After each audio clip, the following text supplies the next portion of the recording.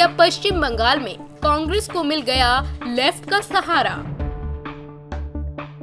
क्या पश्चिम बंगाल में सील हो गई कांग्रेस लेफ्ट की डील?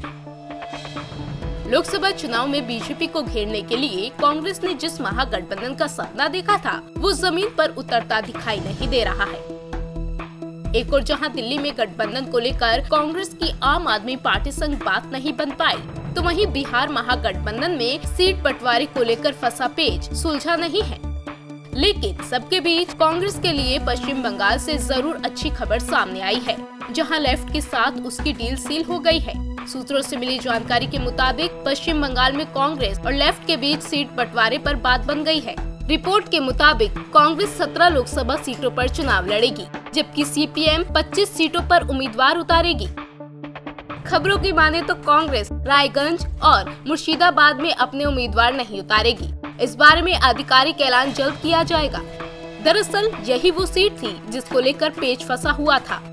अभी इन दोनों ही सीटों पर सीपीएम का कब्जा है, लेकिन 2004 और 2009 चुनाव का हवाला देकर कांग्रेस इन दोनों सीटों पर अपना दावा ठोक रही थी, लेकिन सीपीएम भी पीछे हटने को तैयार नहीं थी।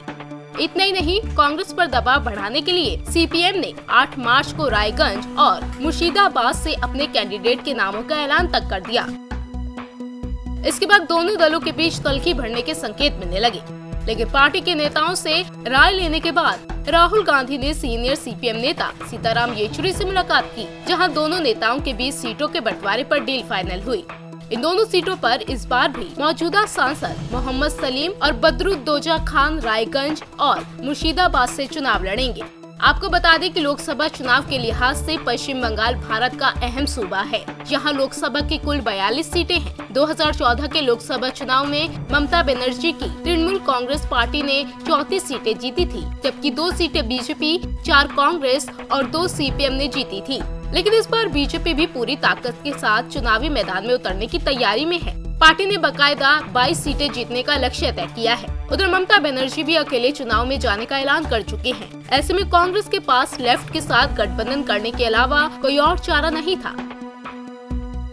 जाहिर है, गठबंधन पर लेफ्ट संग बात बनने से कांग्रेस को बड़ी राहत मिली है। इंडिया न्यूज़ वायरल की रिपोर्ट।